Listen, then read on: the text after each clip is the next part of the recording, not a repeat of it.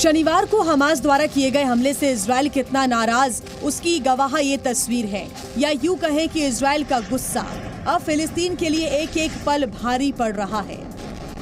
एक के बाद एक फिलिस्तीन की इमारतें पहले धुआं और फिर मलबे में बदलती जा रही हैं। धमाके की आवाज से पूरा फिलिस्तीन गूंज रहा है। लेकिन इन सब के बावजूद हमास ने भी इजराइल पर रॉकेट दागना बंद नहीं किया है। यरूशलेम से लेकर तेल अवीव तक हवाई हमलों के प्रति अलर्ट करने वाले सायरन बज रहे हैं। आज सुबह एक बार फिर से सायरन ने हमास के ठिकानों पर एयर स्ट्राइक की। सोमवार को इजराइल ने गाजा पट्टी पर हवाई हमले तेज कर दिए। गाजा पट्टी की सीमा पर टैंक तैनात कर दिए गए हैं ताकि इस बार घुसपैठ की कोई गुंजाइश न हो। यही नहीं, हमास के लड़ाकों की तलाश में इजरायली सैनिक दक्षिण की ओर रवाना हो गए हैं।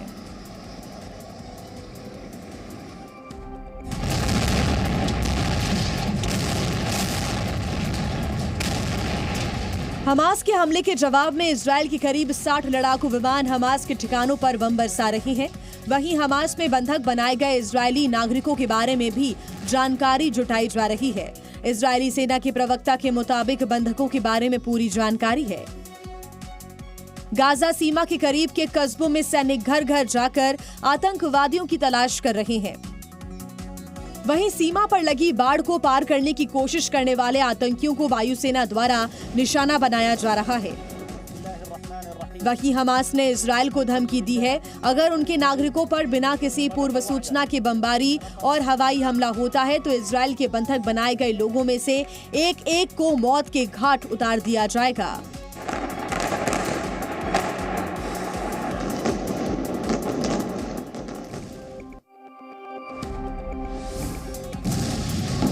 फिलिस्तीनी संगठन हमास के शनिवार को ताबड़तोड़ रॉकेट अटैक के बाद इजराइल भी अब अटैक के मूड में आ गया है और गाजा पट्टी पर इजराइल लगातार हमले कर रहा है। गाजा पट्टी में खाना, पानी, बिजली और फ्यूल की सप्लाई बंद कर दी गई है। इजराइल ने अपनी सेना को पूरी गाजा पट्टी पर कब्जे के आदेश दे दिए हैं। 1 लाख इजरायली सैनिकों को गाजा बॉर्डर पर तैनात किया गया है, जबकि 3 लाख सैनिकों को स्टैंड बाय पर रहने को कहा गया है। इजराइल की सेना जमीन, आसमान और हवा तीनों से आतंकियों को अपना निशाना बना रही है। इसके साथ ही यूरोपीय संघ ने इजराइल पर हुए हमले के मद्देनजर आज अपने विदेश मंत्रियों के साथ एक आपात बैठक की। इजराइल के पलटवार के बाद से हमास अब बैकफुट पर है।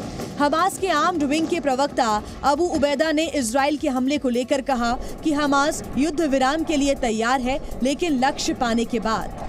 लेकिन इसके बाद भी दोनों तरफ से फायरिंग जारी है। हालांकि दोनों के बीच चल रहे इस युद्ध में इजराइल अब हमास पर भारी पड़ रहा है।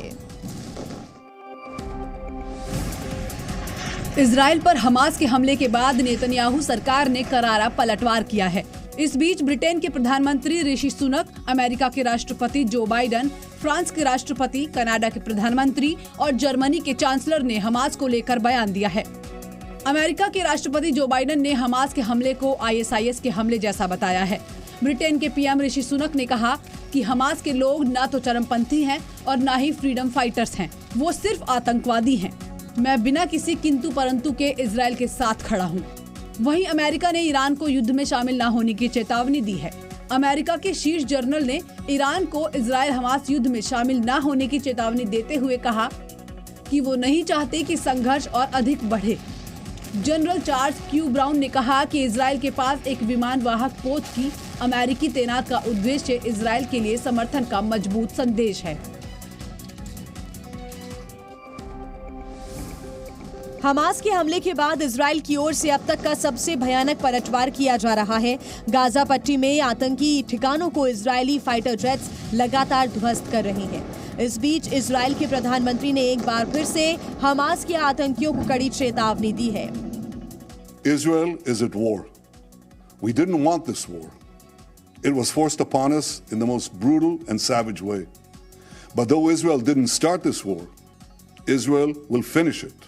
Hamas will understand that by attacking us, they've made a mistake of historic proportions.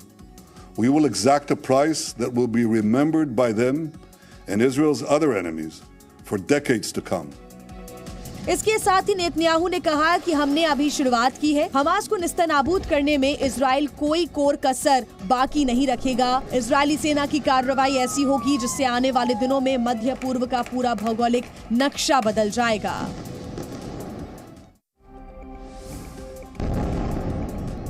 रूस यूक्रेन युद्ध अभी खत्म नहीं हुआ कि अब इजराइल और फिलिस्तीन के बीच जंग जारी है। पहले पुतिन और ज़ेलेंस्की को लेकर दुनिया दो धड़ों में बंट गई थी और अब इजराइल हमास को लेकर दुनिया फिर दो हिस्सों में बंट गई है।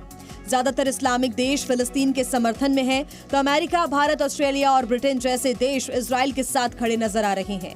चीन, रूस और तुर्की जैसे देशों ने खुद को फिलहाल अलग कर रखा है। इसके साथ ही यूरोपीय संघ ने इजराइल पर हुए हमले के मद्देनजर आज अपने विदेश मंत्रियों के साथ एक आपात बैठक की। अमेरिका ने तो इजराइल को खुलकर समर्थन देने के साथ ही अन्य देशों को चेतावनी दी है कि इस संघर्ष से दूर रहें, और यही नहीं, अमेरिका ने तो अपना युद्धपोत भी इजराइल की मदद के लिए भेज दिया है। इजराइल जहां हमास पर जवाबी पलटवार कर रहा है, वहीं हमास की ओर से अब भी इजराइल पर रॉकेट दागे जा रहे हैं। जी न्यूज की जाबाज टीम इजराइल के एश्कलोन शहर के वॉर जोन में ग्राउंड जीरो पर मौजूद है। यहाँ सायरन्स बजने शुरू हुए हैं इजराइल के इस शहर में। लगातार आप धमाके देख सकते हैं किस तरह से यहाँ पर, जहाँ हम ग्राउंड जीरो पर मौजूद हैं, और ये तस्वीरें देखिए, हम यहाँ से बंकर्स की तरफ भाग रहे हैं। हमले लगातार यहाँ पर किए जा रहे हैं। मैं तस्वीरें आपको सीधे ग्राउंड जीरो से दिखा रहा हूं। हमास की तरफ से यह आतंकी हमला किया जा रहा है। हम मेन सड़क पर हम रिपोर्टिंग कर रहे थे, लेकिन जैसे ही हमने सायरन की आवाज़ सुनी, हम शेल्टर की तरफ भाग कर आए ताकि यहाँ पर खुद को भी सुरक्षित रख सकें। आप तक खबर पहुँचाने के साथ साथ में बहुत बड़े तादाद में यहाँ पर लगातार हमले हो रहे हैं। सायरन जैसे ही बजता है तुरंत बंकर्स की तरफ भागना पड़ता है। हमें आसपास कोई जब बंकर नहीं दिखा तो हम इस पार्किंग के अंडर ग्राउंड की तरफ जाने लगे ताकि यहाँ पर सेफ रहा जा सके।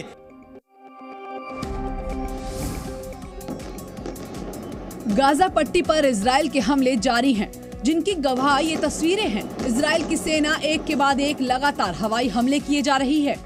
इजराइल की सेना ने 1000 से ज्यादा ठिकानों को टारगेट किया है। इजरायली हवाई हमलों ने गाजा के सबसे भीड़भाड़ वाले इलाके जबालिया को निशाना बनाया है और यहाँ पर लगातार हवाई हमले किए जा रहे हैं। इजराइल के हमले के बाद से लोग पलायन करने को मजबूर हो गए हैं।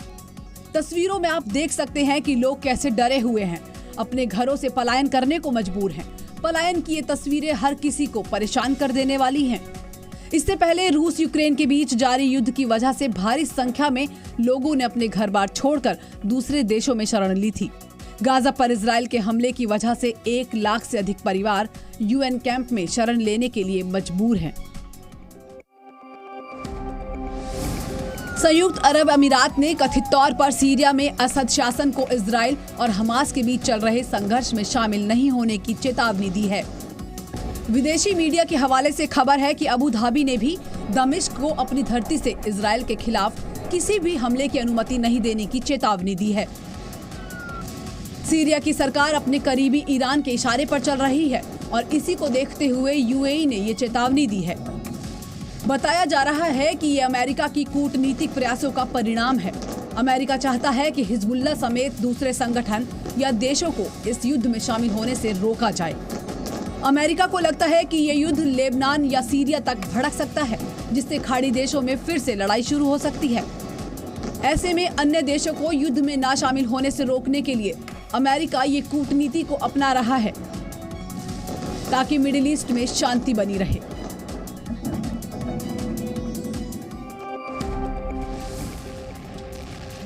इजराइल हमास के बीच आज जंग का चौथा दिन है। इजराइल शनिवार को जंग की शुरुआत से लेकर अब तक गाजा में 1707 टारगेट्स पर हमला कर चुका है। इस दौरान करीब 475 रॉकेट सेंटर्स, 23 स्ट्रेटेजिक साइट्स और 22 अंडरग्राउंड ठिकानों को निशाना बनाया गया है। इजरायली सुरक्षा बलों ने सोमवार देर रात पुष्टि की कि लेबनानी सीमा पर संघर्ष के दौरान एक डिप्टी सेना कमांडर की मौत हो गई है। सेना ने बॉर्डर के इजरायली इलाकों को हमास के लड़ाकों से छुड़ा लिया है। हालांकि फिलिस्तीन की तरफ से अभी भी लड़ाके इजराइल में घुस रहे हैं।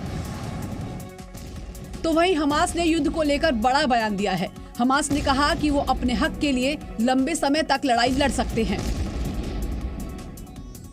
हमास के हमले के बाद ऑस्ट्रेलिया और जर्मनी ने फिलिस्तीन को दी जाने वाली मदद बंद कर दी है। तेल अवीव स्थित भारतीय दूतावास के मुताबिक इजराइल में 18,000 भारतीय रह रहे हैं। फिलहाल सभी सुरक्षित हैं। इजराइल पहुंचे भारतीय पर्यटकों ने दूतावास से सुरक्षित निकाले जाने की अपील की है। Z News।